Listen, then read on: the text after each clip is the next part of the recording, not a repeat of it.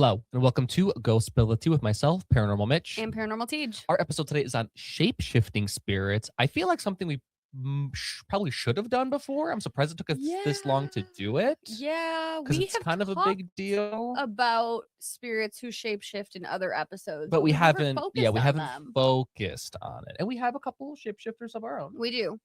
And I think they're kind of like the trickster spirits in the sense that they kind of get a bad rap.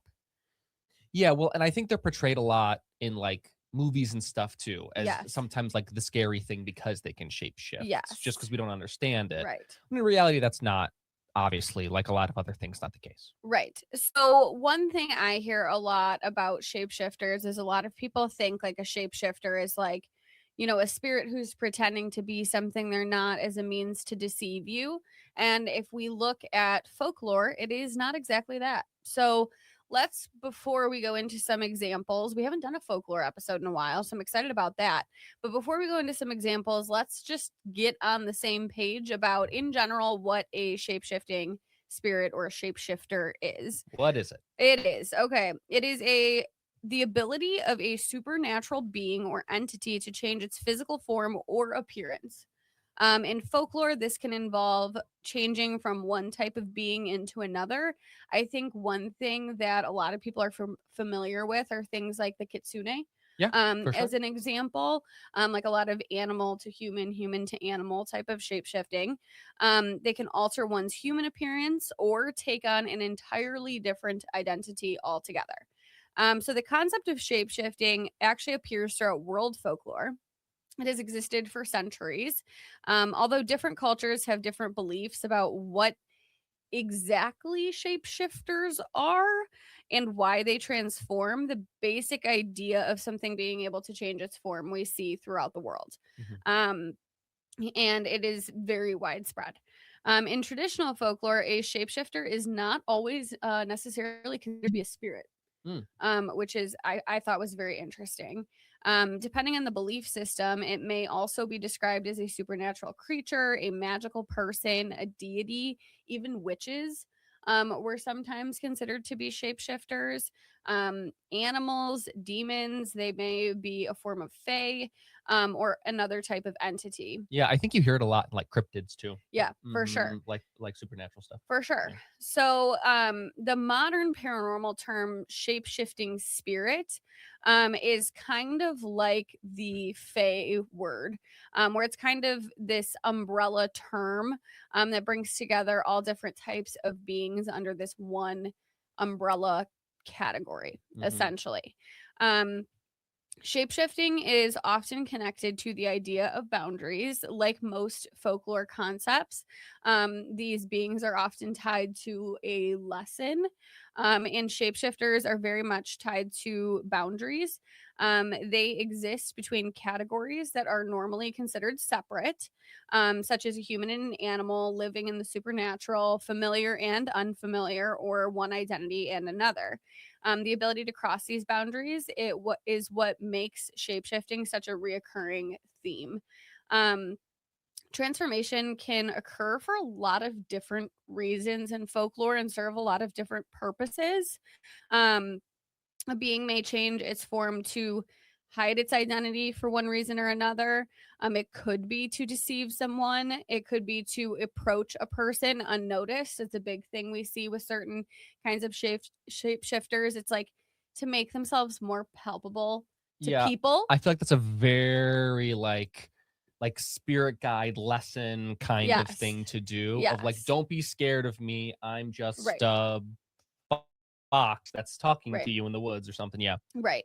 It could also be used to escape danger as like a safety survival mechanism, to accomplish a particular task, just plainly to interact with humans, or to move between different environments that they wouldn't otherwise be able to access in their other form.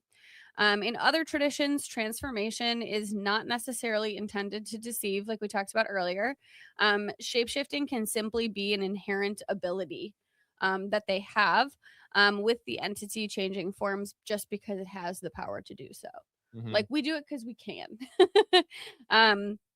The transformation itself may be more important than any real particular purpose itself.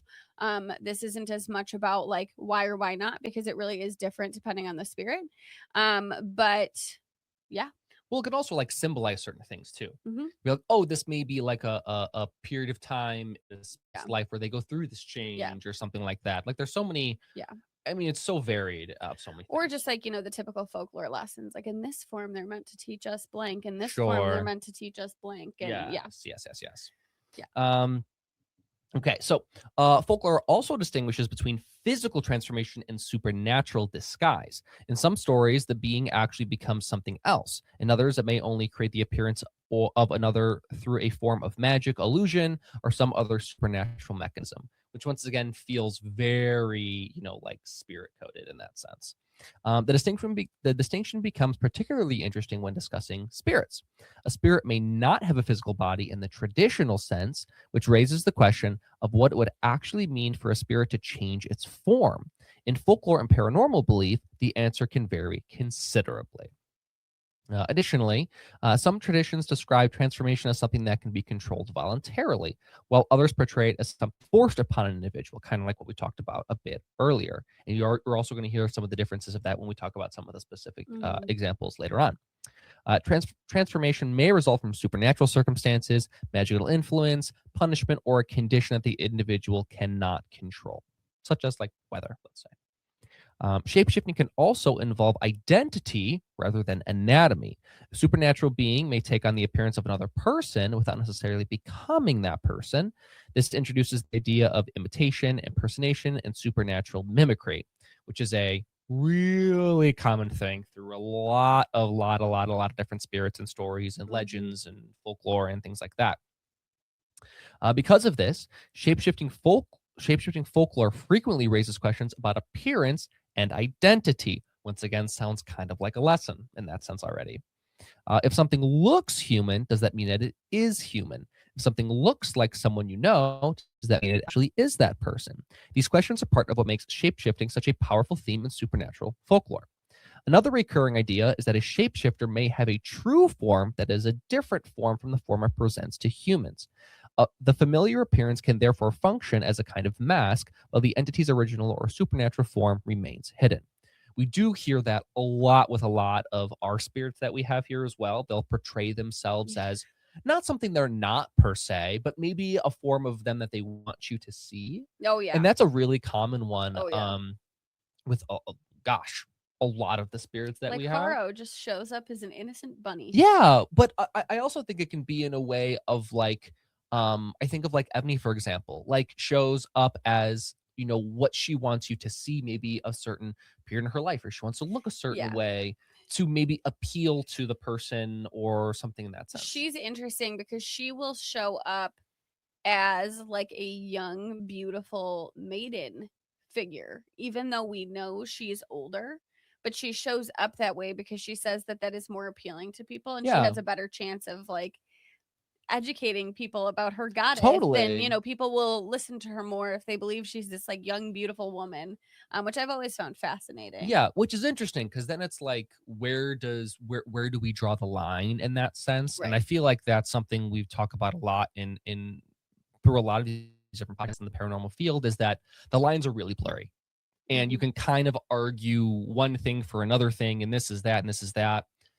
These are general classifications. We do not have to feel like we have to like force someone into a box in that sense. Lastly, here, the concept of a hidden true form can also create a distinction between recognition and deception. In some folklore, the challenge is not simply surviving an encounter with a supernatural being, but realizing that the being is not what it appears to be, which once again very much feels like a lesson in that sense. Yeah. Always is. Always is. Always is with these things. So shapeshifting is also, keep talking about lessons, connected with transformation. There you go. As symbolism. So changing your physical form can represent things like changes in identity, status, power, morality, belonging, or one's relationship with the natural and supernatural worlds. Because shapeshifting occurs in so many different regions around the world, there really is no single universal rule book for how it works, what makes it what it is. Like anything, there are individual types of spirits that do these types of things, Mm-hmm. and they're all different and do it for different reasons. Some examples of shape-shifting spirits here that you guys may be familiar with. I think Hoshiko is the one that comes to mind. Yeah. First and foremost, because she does this so often. And Hoshiko is funny because, she is a yokai. She's a little kid. So she really has like no, I mean, it's not like a species based thing that makes her shapeshift. In fact, we have 3 other spirits that are the same type of spirit as her, and none of them shapeshift. Mm-hmm. And for her, it is actually tied to her interest. So Hoshiko is very interested in horror movies. So she likes to like act out these characters that she appreciates watching because she thinks it's funny how people react to it. So for her, it's like purely entertainment based. We have Haro, who we talked about the last episode. Haro shapeshifts into whatever the heck he wants. It depends on the day. Tell me about it. Amika shows up as bats.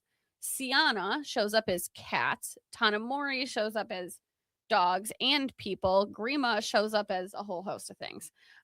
Usually a woman, but if she's in a certain mood, you'll get an animal from her. Mm-hmm. So, and they all serve different purposes, and it really depends on where in the world they're from. And also, in addition to the type of spirit that they may be, their individual personality too. Yeah. Because like anything, just because something has like a name or a classification doesn't mean that they will all behave the same.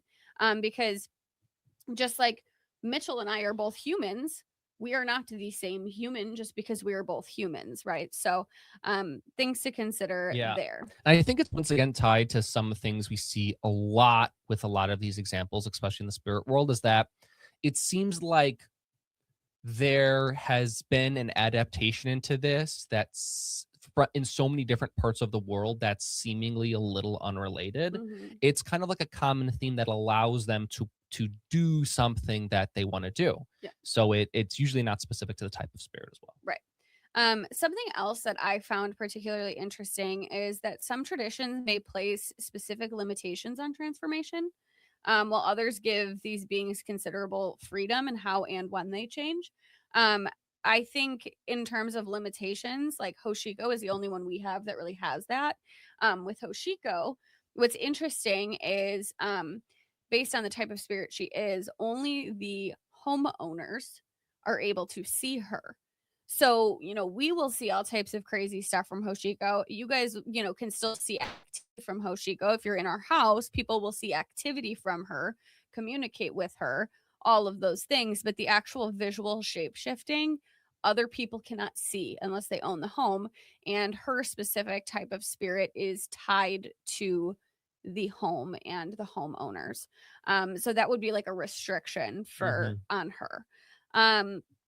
Even the process of transformation will vary greatly. So they may describe transformation as immediate, gradual, magical, physical, spiritual, or dependent upon a particular object, circumstance, or ritual. Yeah, so it could literally be anything. Yeah.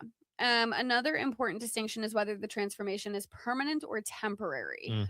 Some stories involve a being changing forms only for a short period. And then others will involve transformations that once they do it, it is not easy to reverse. This also intersects with the broader idea of liminality, which we've talked about in other episodes, meaning something existing between categories or occupying a threshold, which is kind of like what trickster spirits are too. It's like they kind of dance this line between a few different things in different states. So something exists between categories, and a shapeshifter is particularly liminal because its identity isn't fixed to one recognizable form. When we move from the folklore piece into more modern paranormal discussions of these concepts, this becomes even messier than if you're looking at folklore alone. Because then we start seeing new terms that people introduce in modern terms and internet trends and things people focus on. So instead of just hearing shapeshifter, you may hear it be called like a mimic. A mimic may be considered a shapeshifter, or changing spirit to describe reports of an entity appearing differently from one account to the other. Yeah, so things can get real complicated and real weird, real fast. People cite, like all of these things kind of blur the line because they're technically all shapeshifters, but people start to think, oh, well, everything in this category is a mimic, or everything in this category is the Hat Man. Yeah, and that's why I feel like it's important to not really get hung up on like the actual verbiage and classical terms. A lot of times like, we don't understand what's going on, so the spirit is just what it is, and it may have shape-shifting qualities. Right. Well, it may, you can classify however you want. It's also important to distinguish traditional folklore from modern paranormal interpretation. So the fact that modern paranormal reports may describe an entity changing appearance does not necessarily mean that the original folklore surrounding shapeshifting describes spirits in the exact same way. So what we may recognize as a shapeshifting spirit in the paranormal field, in folklore, may not even necessarily be considered to be one, which I think is interesting. So we're going to be using this shapeshifting spirits as like a broad umbrella term throughout, but keep all of those things in mind about the historical traditions. At its core, shapeshifting folklore asks a very deceptively simple question. So it basically poses the question, what if appearances cannot be trusted?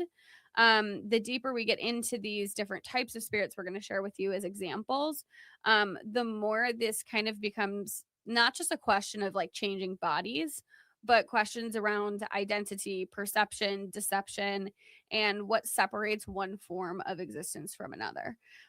So we're going to get into some examples from around the world of different shape-shifting spirits that you may or may not have heard of. There's a couple I had not heard of that I thought were pretty cool.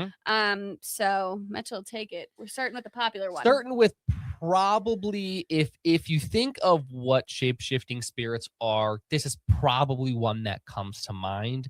And this is the classic, the werewolf. Yep. Right? So obviously this has become a huge craze in popular media from a whole host of different worlds, movies, books, TV shows. I mean, it can go a little bit crazy. It's everywhere. It's everywhere. Now, werewolf, originally from Europe, is what it is. So werewolves are humans believed in European folklore to possess the ability to transform into wolves or wolf-like creatures. Traditions surrounding them vary significantly by region and historical period. Transformation could be voluntarily, caused by magic or witchcraft, associated with a curse, or connected with a particular supernatural circumstance. I think obviously the most common one we hear in like movies and TV shows would be the full moon. The full moon, right?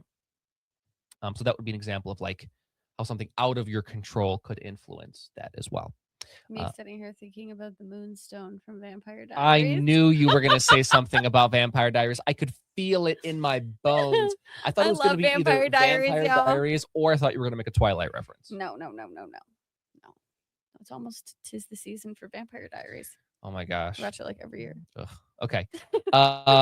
In some traditions, the transformed person retained their human mind, while other stories portray the werewolf as dangerous and disconnected from its human identity. We once again kind of using this idea of identity pretty heavily here. The werewolf was particularly significant to shapeshifting folklore because it represents the transformation of a human into an animal, rather than an animal simply disguising itself as a human. I believe this is also one of the rare ones in that a human is involved. A lot of the times it can be spirit related. Sometimes humans can get involved, but I think this is probably the most popular one that we hear of human involvement, shape-shifting or changing into one thing or another. Yeah. All right. So the next one, this is one I have actually never heard of, and I get a kick out of it. So this is the Boto. Have you heard of this? I have not, but I researched on it and it's cool. Yeah.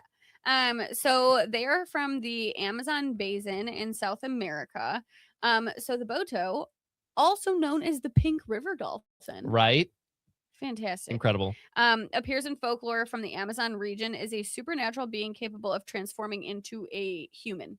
So this werewolf is something to human. Human to something. Yeah. This is something to, yeah. This makes sense. Yeah. It's something to something. This is something to something. Do you understand? You're never gonna get all of it at once. Just try your best to digest this information.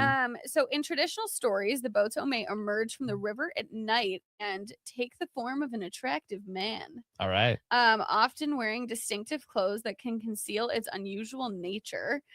Stories frequently connect the transformed Boto with romantic encounters and mysterious disappearances, of course. Of course, yes. Because what it always is. This like kind of is giving like Athenias vibes. Oh, I was not expecting that. Well, I mean, Athenias like turns into animals, but then she also turns into like a lady and like for the males, you know. It's true. So I don't know. That makes me think of her a little bit. The belief is particularly interesting because the shapeshifter begins as an animal and assumes human form, which actually reverses the much more familiar folkloric pattern of humans becoming animals. Humans becoming animals is seen a lot, but the reverse is not quite as much. So cool. Love it. Pink river dolphin. Yeah. Fun, right? Well, the Amazon basin as well is like wild. Like I feel like whenever I see a news story about it, we're like learning about more animals and things that are from the Amazon that no one's ever seen or heard from before. Like it's crazy. You know, I've been to the Amazon rainforest. No, I did not know that. Yeah, I swam in a river in the Amazon rainforest. Wow. And then after I got out of the river, the person was like, "Hey, you know there's piranhas in there?" And I was like, "You didn't tell me beforehand?" Oh. And he was like, "No." Okay. I was like, "Cool, chilling." Swimming with piranhas. Look at me. Okay, so the third one is the Adlet. This is from Inuit Arctic traditions. I love their folklore. I think it's so fascinating. The Adlet appears in Inuit folklore as a supernatural or monstrous being associated with human and animal characteristics.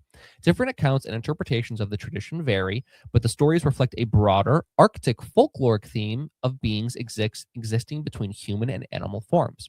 The Adlet is particularly useful when discussing shapeshifting because Arctic traditions frequently contain stories in which boundaries between humans, animals, and supernatural beings are less rigid than they are in modern Western thinking. It also illustrates why individual indigenous traditions should be discussed within their own cultural context rather than being grouped together as one universal mythology. All right. Yeah, there you go. All right. So the next one is the Encantado. This one is from Brazil. My best friend is from Brazil and is probably going to smack me for how I just pronounced that. Yeah. Love you, Jessica. I will say when I first read this, I swear to you, I read Encanto. Well, no, I read it in her voice in my head, in Jessica's voice. Encantado. I like read it in her voice. I don't know. You gotta get your Portuguese accent. I know it. I do. I'm like, I can't do it. So this is a supernatural being that's found in the Brazilian Amazonian folklore, which is super cool. Particularly in stories that are associated with their rivers. They're commonly described as beings capable of taking human form while retaining their connection to the aquatic world. Folklore portrays them as mysterious and powerful, and stories may involve them interacting with human communities while concealing their supernatural identity. So their ability to cross between aquatic and human worlds makes them an interesting example of shapeshifting as a boundary between different forms of existence, because they kind of retain qualities, which is cool. Yeah, I feel like when you kind of talk about them, I feel like I think of like, this is from some probably movie somewhere, but like a humanoid with like gills and like a little fishy characteristic. Yeah. As like being able to do both like swim in water and stuff. I think it's fun. So the second to last one we're going to talk about is the Almamula. This is from Argentina. Argentina. What happened to you? I don't know. Argentina and Paraguay. The Almamula is a frightening supernatural figure from folklore in parts of Argentina and Paraguay. Gotta add a spooky one. Ooh, spooky. Traditionally, it is described as a woman transformed into a horse-like creature as a supernatural punishment for violating severe moral or familial taboos. Ooh. Stories portray the creature as appearing at night and producing frightening sounds while traveling through rural areas. Unlike shapeshifters who deliberately choose their forms, the Almamula represents transformation as a punishment, with the supernatural form serving as a manifestation of wrongdoing. This so much sounds like a story, like that the scary story like a family would tell their kids for like not acting out. Be like, you're gonna turn into the the scary woman horse. And you're gonna hear it in the night, and you're gonna see it. It's always shadows. horses. It is always horses. Why is it always horses? I don't know. Because obviously we have like the Selkie and the Kelpie folk, but we've talked about them so many times. I didn't include them in this, but like they would apply to this category. It's like horse, seal, so many. I mean, there's hundreds of examples. Or a water creature. Water creatures are a big one. Although I feel like water makes sense. Yeah, for sure. Okay, and the last one we're going to do is my personal favorite type of shape-shifting spirit, because we know and love one. So this is the Philia, and this is the type of spirit that Grima is, which is super, super interesting. So these are supernatural beings from Old Norse tradition. They are particularly associated with Icelandic and Scandinavian folklore.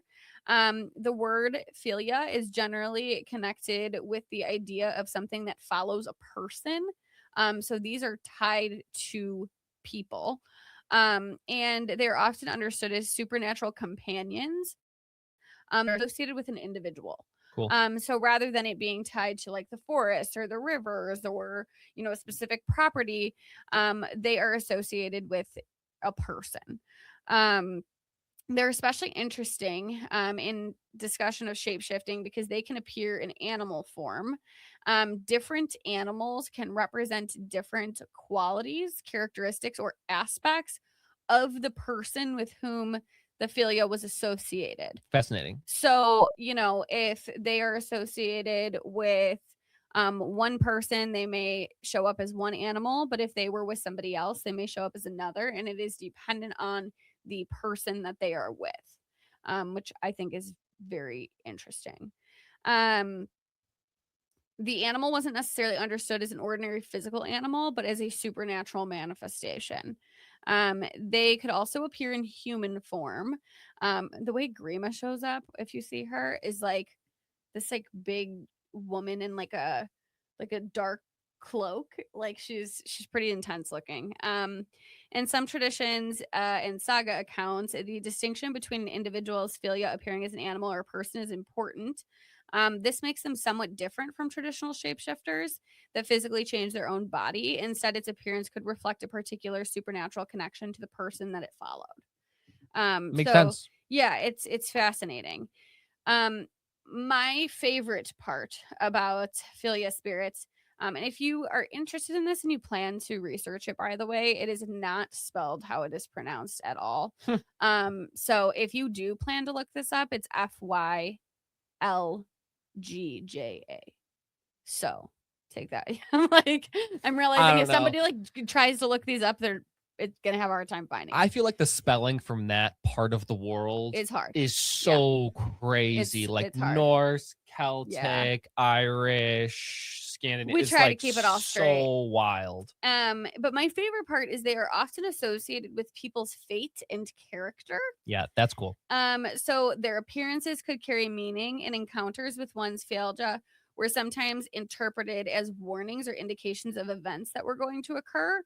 So typically you don't see them. But if you do, it means there's a big life-changing event coming. This could be ominous. Like people were known to see them before they their philia before they pass. Or it could just be prophetic in nature, like a prediction of something huge to change. So you don't see them often, but when you do, it means something. The relationship between a person and their philia could be deeply personal rather than behaving like an independent monster that randomly encounters humans. Like we see in a lot of other cultures with their shapeshifters, they were connected both to individuals and family. So they could also sometimes be associated with an individual's lineage, meaning when their companion passes away, they would go on to a relative of that person to watch out for them and work on their fate and fortune. Once again, a theme that we have discussed before many times. They can also appear in dreams and visions, meaning that their presence wasn't necessarily limited to like ordinary waking encounters where you're walking and see, a ghost. So they can also show up in your dreams and visions. This is a huge way that Grima communicates. This is important when considering them as spirits, because their appearances could occupy spaces between physical reality, dreams, experiences, and visions. Oof. Yeah, it's a lot. These are like such intense spirits in like such a good way. And like when you look at like this whole description and then you look at her personality, it's like so not what you would expect. Which is interesting, but we'll talk more about her later. We'll get there. We'll get there. So one of the most fascinating aspects that also makes them pretty unique, is that its appearance can communicate information. So the form it takes can be interpreted as reflecting something about the person. So this isn't about just changing bodies for the sake of changing bodies. This is changing bodies for the sake of identity and not for themselves. So they kind of act as a mirror-like figure, which we see in some like Fae traditions. Totally. Where their behavior directly mirrors the person that they are working with, kind of as a moral lesson. And we do see that from like, you know, it's similar to some Fae folklore. Um, Also worth noting, that there isn't one completely consistent description of Philias across every surviving Norse source. Norse records are difficult. They're not as complete as some other traditions in terms of folklore go. So there has been a lot of piecing together over time. And so kind of the stories vary from source to source on this more than you see in other traditions. Old Norse beliefs about them also varied, and later interpretations sometimes combine several related ideas about supernatural companions, guardian beings, dream figures, and manifestations of fate. Um, these spirits are also useful for understanding a broader concept of shapeshifting and folklore as a whole, I think. So like sometimes the supernatural form truly is not meant to deceive anyone. There is nothing deceptive or malicious about this kind of shapeshifting. So they're not always doing, I think humans like to make, like, I think we like to make everything about ourselves, right? Well, we want to find a reason why it's happening. Right. It's like it's about me. They're trying to scare me. They're trying to intimidate me. They're trying to trick They're trying to tell me a lesson about me, something. Me. Which I think is kind of human nature. Yeah, it is. It is human nature. But I think this is a good example of like it really is not always that. Instead, the form communicates something about the spirit, and their what they call their companion, which is cool. For a class of shapeshifting spirits, the Philia is interesting because it challenges this assumption that shapeshifting always means one creature physically becoming another. Their changing appearance can instead be understood as a supernatural manifestation whose form reflects its relationship with the person. They are not like physical things. They are beings on the other side that are meant to guide your fate. And so, you know, they are always supernatural. They are not physical things that you'll just run into the forest. They are spirits by nature, spirits by class. They stay over there. And so it's not like, you know, the werewolf, which people report sightings, or, you know, Bigfoot, some people say is a shapeshifter where they report sightings. You're not going to like run into, you know, a Philia in a forest somewhere. Let's hope you don't. Yeah. You don't want to. But they are guardian spirits specifically. So that is all for that. That is all for that. Now, once again, there are so many different these spirits. We covered a lot of them. We just kind of picked a couple of the main ones that we felt like we could chat a little bit about. And ones we haven't covered before. And ones we haven't covered. But if you want to do more research, I mean, you could spend. We have shapeshifting spirits like sprinkled in so many of our episodes. Yes. It's so if you're interested in them. It's more of like a characteristic or like an attribute. Yeah. Rather than a specific classification. Yes. That being said, I gave you that crash course on Philia spirits because our spirit of the week is going to chat with you more about them, and it's important to understand who and what you're talking to when you talk to this one because she is interesting and she dropped some knowledge on us. So that being said, we are going to take our commercial break, dance break. I know you people are in the chat putting your little dance emojis like you always do when we do the dance break. Hi. Drink some water. Drink some water, dance, important things. And when we come back, you will get to hear from our amazing spirit of the week. And we'll talk more in a second. Episode's not over. See you in a second.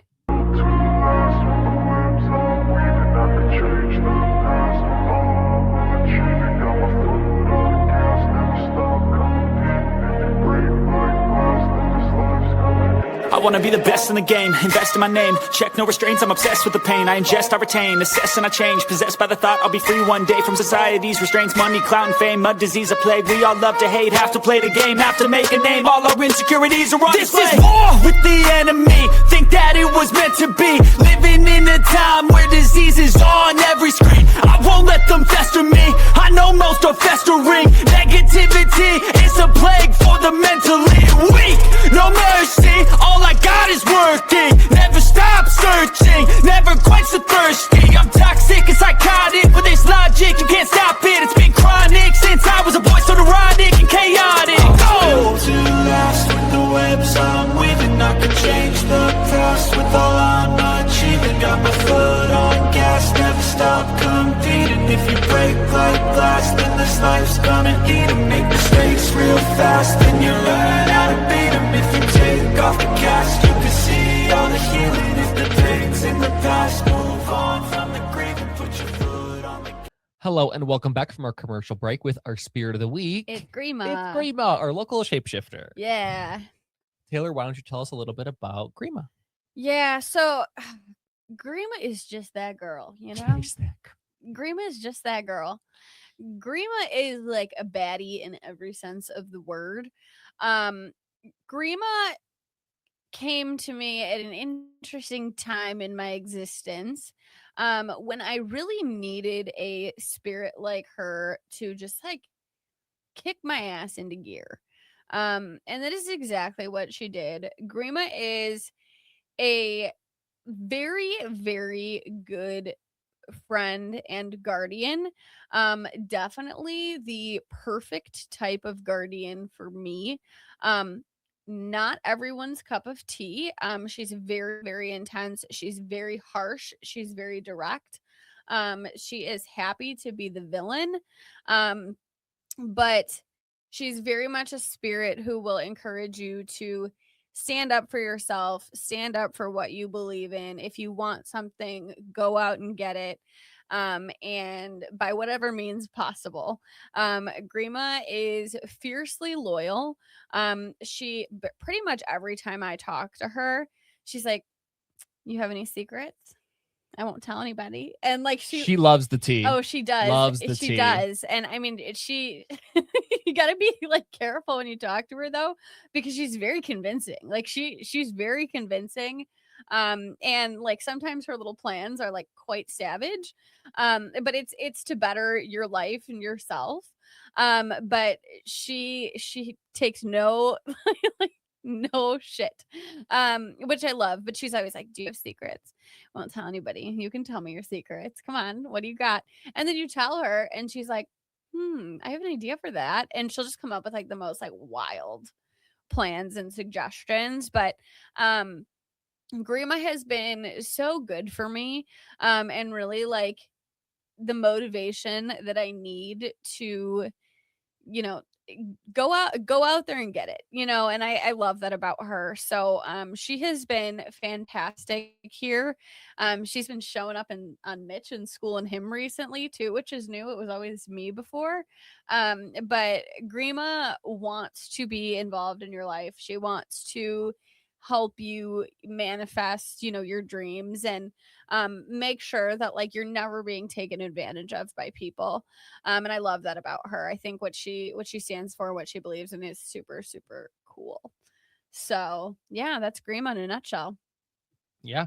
So we have some questions for Grima. that she answered. Remind her of how this works. If you want to ask your questions, you can send those to us. We ask those questions to Grima during a Spirit Box session. I write down your questions word for word. I write down her answers word for word. I try and make it as true to what she says as possible. And if you want to see those Spirit Box sessions, Taylor, you can see them in our TikTok subscription, where we post multiple Estes Method sessions for you guys to watch every single week. And that video is already up and accessible for you guys. There was some shenanigans in her video, by the way. Somebody pulled a cord out of the outlet, and we went lights out during Grima's session. It went dark for a second. And she was like, well, first Mitchell was like, oh, how did this happen? And she's like, aliens. And then she was like, damn kids. They don't care about anything. It was so funny. So there's some kick relief in Grima session this week. Yes. Okay. So for the first question, this is from Katie with an IE. We'll hear about that later. You'll see. Katie asks, what do you think humans need to talk about more? And Grima said, figure out what's actually wrong with you, not others. There you go. Get him, girl. Next question is from Caitlin with a K, ends in IN. We'll get there. Their question is, besides shadow work, what is another good way to work through emotions or situations that no longer need to be in your life to help you grow as a person? Great question. Great question for Grima. Yes. Grima answered, look at facts of things, not how you are feeling. Then she added, Mitch, take note. That's what I mean. The savagery is real. Yeah, there's nothing red. Did you take note, Mitch? Oh, I've taken many notes. Next question was from Miranda. What made you choose your vessel? And Grima said, I didn't. I was selected for it. It fits, though. Yeah. It does fit. Yeah, she was conjured in a whole... It's a whole situation. It's a whole thing. But she was the long of it, or the short of it is she was conjured and by a witch, and it's a whole thing. Is her story up? It is. You could probably learn more about that in her story. It'll be in the description. It's like too much for right now. I'm like, I'll be describing a 30-minute event now. Yeah. You go watch. She was conjured by somebody. Yes. For the purpose of working with her specific type of spirit. Correct. Next question is from Katie with an IE. Once again, Katie asks, what advice do you have for someone who is trying to do more shadow work? And Grima said, you don't quit if you get upset. That means it's working great and you're seeing truth. There you go. Yeah, Grima she really isn't one for like, oh, this is hard. I'm so sad. This is like triggering me. Like, she is like not one for that at all. She's like, good, you're crying, keep going. Yeah, suck it up. Like, she don't do feelings. No. Or if I'm like, oh, I'm not really feeling good today, I don't really think today is the day for that. Like, don't care. I don't care. Okay, all right. Next question is from Katie. This is Katie with a Y. Grima, how do we humans use shapeshifting in our own lives? How can we practice this as a beneficial skill? Can you give examples of things not to do as well? Feel free to use willing participants as examples. I love this question, by the way, Katie. Great question. This is a great question. Grima first said, do they all have the same name? We did have several Katies. Yes. Caitlins and Katie varieties. Yes. Then the power went out. Right. Well, not power didn't go out. The light came out. Yeah. So Grima commented on that. Then Grima answered the question. Think about inauthentic people, different wherever they go. Very beneficial for professional to casual, but not to be fake. There you go. Don't be fake. Be your true self, Be your true self. regardless of where you go. Yeah. Love that. Next question was from Miranda. What advice would you have for someone who experiences fear about the paranormal or just has irrational fear? Great question. Grima first commented, whoa, a new name. Thought would be Kathleen. Then she said, Miranda, that's a nice name. Anyway. The multiple Katies was tripping her up so bad. She did kept not like it. commenting on it. Don't worry, there's more. Grima then answered, you must remember you have all the power, not spirits. They only have power if you give it. I think that is a gem of advice. That is really good right? advice. And I think that's something like I know. Don't give up your power to Don't give nobody. up your power to spirits or people. or people. And remember that you always in control of the situation. Ugh, I love that. Yeah. This is why I love talking to her. T. T. Next question is from Carly, aka Vix. Hi, Grima. This is a two-parter. Could you speak more about? Please pronounce her type of spirit again. Huh? Oh, Philia? Philias. I said it wrong, and then I said it wrong, and then she got mad at me. Philias. They seem very interesting. For the animal aspect, does that depend on the type of philia? Great question. Grima then said, another version. Carly. Yeah. Another version. Carly's another version of Katie, I guess. Yeah. I then said, I'm sorry I pronounced, your type of spirit incorrectly. And she said, that was bad. And then she answered the question. She said, no, it depends on what is fit for who we guide. There you go. Last question is from Miranda once again. Who do you most like to be around in the house? And Grima said, Haro. I have a funny story about that I would like to contribute because this was the stress of my life. Sure, go ahead. So when Grima got here, when they get here, I try to put them by next to spirits that they like and they have a relationship with. I don't want any feuds. I've had feuds over shelving arrangements before. Not in the mood for it. So Grima gets here and she's arguably the most intense spirit in our house, right? She's up there. She's top 3. And so I go to Grima and I'm like, who do you want to be next to on the shelf? And Grima wants to be next to Haro. And I'm like, okay, well, that's a little bit tricky because Haro was already next to Luna. Luna and Haro share a shelf. And their shelf had Saya and Amika left of it on another shelf. And Kai and Zivile to the right of it. So I was like, Grima, I really don't have a way to put you next to Haro. So I was like, okay, how am I going to do this? Because I'm like, I got this new super intense direct spirit who's demanding to be next to Haro. And Haro is surrounded on all sides by all very intense spirits. Yes. And so I'm like, okay, who's my easiest one to try to ask to negotiate? So I'm like, Luna, would you be willing to be? And I had Nevitt who needed to be on a shelf. And I asked Grima, and Grima was like, no to being next to Nevitt. She's like, absolutely not. So I was like, Luna, I have a question. Would you? And she's so sweet. She acts like a therapist, a spirit. I'm like, Luna, would you be willing to move and you could be next to Nevitt and Grima could be next to Haro? No. Not even, there was no negotiation. It was just flat no. And I'm like, okay. No love for Nevitt. I'm like, okay. So, not Luna. So who's next? And I was like, I am not even going to look or consider the shelf with Amika on it. Yeah, those two are rock solid. I was like, that's no, I'm not bargaining with Amika. There's no bargaining with Amika. Amika is staying put. So I was like, okay, so now I have to go to Zivile and Kai, which negotiating with Zivile, you'll just get ripped to shreds. Kai is fine. She's silly. So I go to Zivile and Kai and I was like, okay, I have an idea. I was like, you guys can stay together, but can I move you one shelf over so I could put Grima in between you guys and Haro? No. And I'm sitting there and I'm like, okay, somebody's going to have to be unhappy. And I'm really evaluating my life choices at this moment because I was like, I never thought I'd be in a situation where I am negotiating with Haro, Grima, Luna, Amika, Zivile, and Kai Nevitt all at the same time. I'm like, frankly, that's my worst nightmare. The only thing that could have made that situation worse was if I had to negotiate with CL in this. No humans, by the way. No, none. And so I'm like, 0. I'm like, oh shit. I'm like, what am I gonna do? I'm like, they're gonna rock my shit right now. I was like, I'm so screwed. So then I'm gonna go back to Grima. So I'm like, okay, Grima. I was like, nobody's gonna move.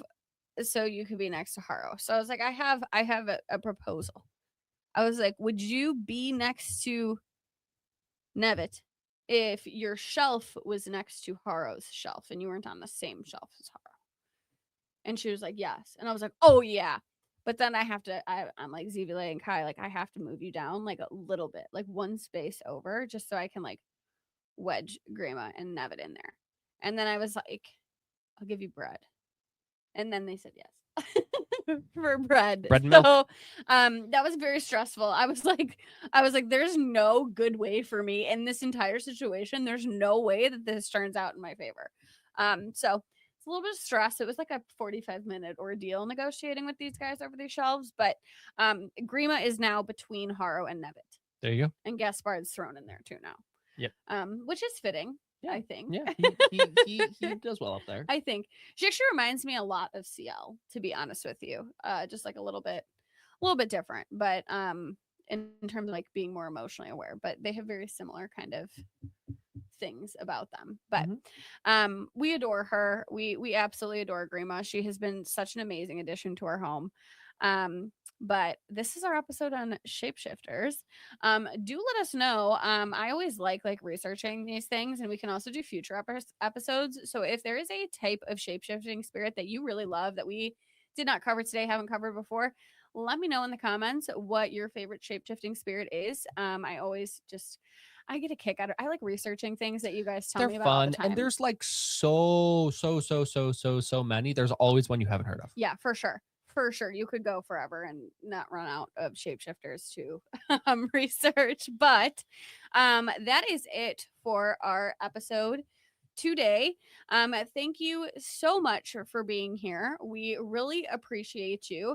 If you enjoy spirit box sessions, hanging out with our spirits, and you want to ask them questions beyond just this podcast, and our Spirit of the Week questions, we actually do Spirit Box on live every single Friday. So if you hit the join button and join our membership, you can join us, and every single Friday, come ask our spirits questions during Spirit Box. We would absolutely love to have you. It has been a blast, and next Friday we're throwing a little birthday party on the live, so that should be fun if you would like to join us for that. But thank you for being here, and I think that's it. We'll catch you later. Bye, everybody.